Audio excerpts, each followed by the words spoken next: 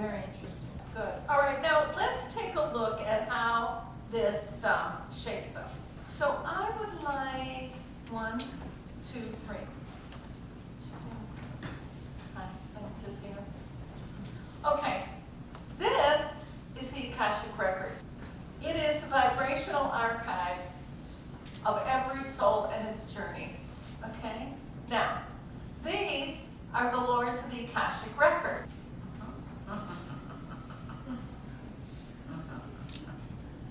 Okay, the lords of the records are beings of light who have never been embodied.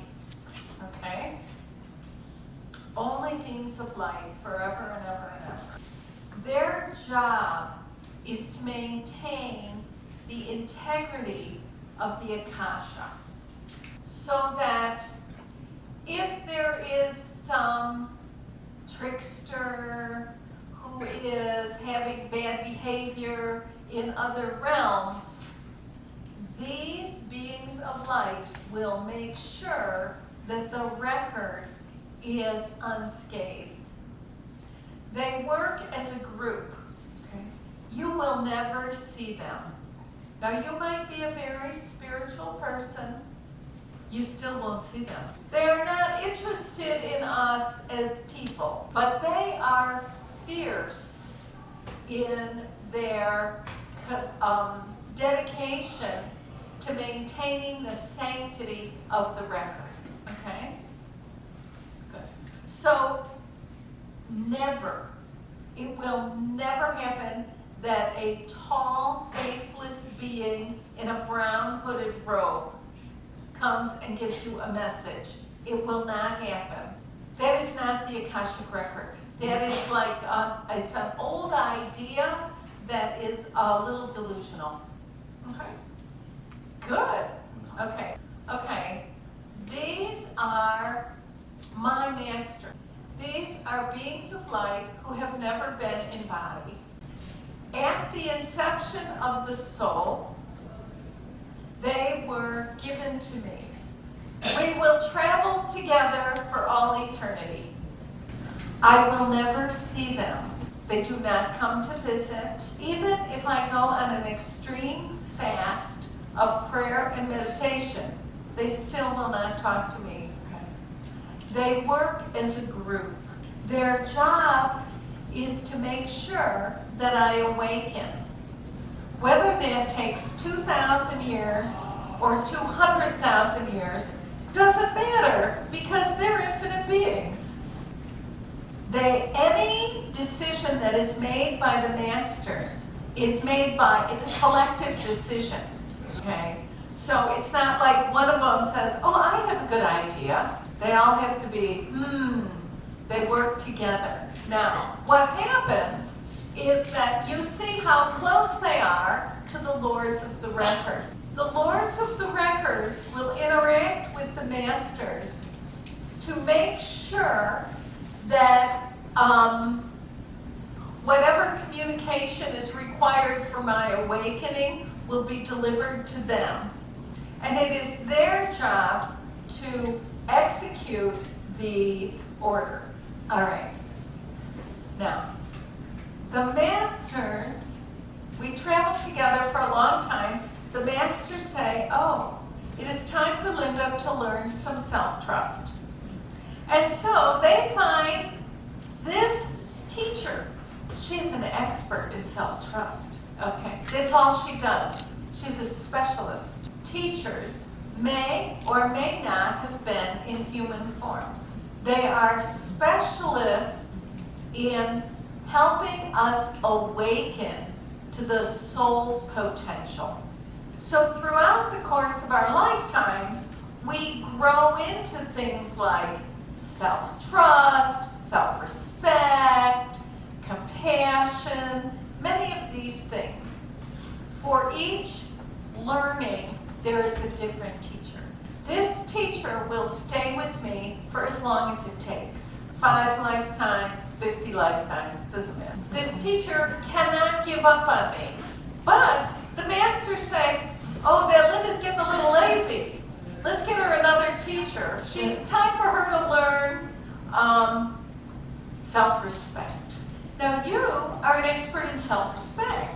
may or may not have been in human form, and you will work with me and help me to master self-respect. Now, at some point, I will learn these things. And when they become a natural part of who I am, these teachers will go off and work with someone else who is ready to learn what they have to offer. This is also the level of universal world teachers. So this is my friend Kuan Yin, okay? Because like everyone in the East, I am here to learn mercy and compassion. And Kuan Yin is the expert. And so she will be available to help me with this throughout my lifetime. So if I'm in my own records and I say, oh, Kuan Yin, I must be so special. Everyone in the Eastern Hemisphere shares Kuan Yin with me. And in the West, it's Jesus, unconditional love, right? We understand that world teachers reside at this level in the records. They do not do the reading, however. Now, yes, please. 那个大师是一个 group 的，好，就是那导师可以单独过一个 group， 还是他们都是一个 group？ The teachers are, it's a movable group. It's a more fluid group. The Lords of the Records, stable group. The Masters, this is it for all eternity. And then the teachers, as the different, as the human being integrates, really synthesizes the teaching, right? Then what happens is the teacher will go to help someone else. Okay? So it's a movable group at the level of teachers. Now, we have our loved ones. Loved ones are people we have known in this lifetime who are now deceased. We do not get to select with our conscious mind who our loved ones are. I wanted very much for my father to be one of my loved ones. But when I went into my records, I said, oh, please, are you one of my loved ones? He said, please leave me alone, I'm dead. Right? So we don't get to. But here's the thing with the loved ones. This is, let's say you're my aunt. And even though we were close in a certain way, like I always felt like when you looked at me, like you could see into my heart and soul, which as an adult, I have come to treasure. As a teenager, I did not like this, right? Okay, but now that she has passed over, she's helping me from the other side. Now she's not sending me messages and talking in my ear. She is providing extra comfort and encouragement so I can become a full human being. Okay, this is my third grade teacher, who I thought was just wonderful. But you understand, we were never friends. But again, I would walk into the classroom and this teacher would look at me and I was like, always thinking, she can see inside of me. So this is one of my loved ones. He has a soul level connection to support me to become the best person I can be. So the loved ones are people we have known in this lifetime who are now deceased, who are helping us from the other side. Now, the loved ones do not carry over from one lifetime to the next. And so we want to enjoy them while they're available to you. Make sense? The loved ones, like my aunt over here, she will never use my voice to speak. My third grade teacher will not haunt me with messages from the other side. They simply provide comfort and encouragement so that we can realize our potential. Okay. All right. So and now this whole body of beings of light, they work in cooperation. This is, like you asked earlier, this is very Aquarian. It is about a group working together to transmit wisdom, guidance, insight to us without personal reward. Now, where are the angels? Where are the spirit guides? They're not in the Akashic record. So if someone says to you, the Akashic angel says this, you will know they're not really in the record. So let's pretend, so this group, you guys here, from this side, you are all angels. And then the other side, you are all spirit guides. Now, angels, you all have names, individual identities, very specific tasks and responsibilities, okay?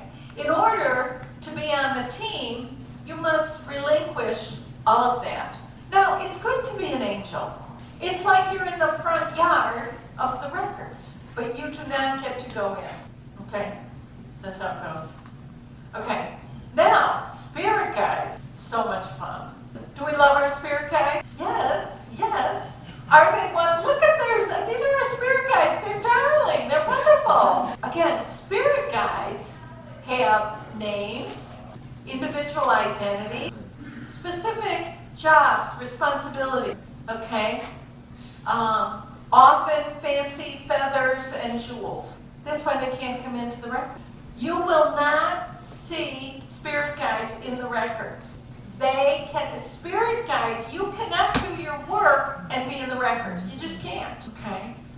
Now, you can still have your spirit guides, but you want to be very clear they do not exist within the Akashic record. What happens for human beings with both angels, we love our angels, and our spirit guides, we love our spirit guides, is this.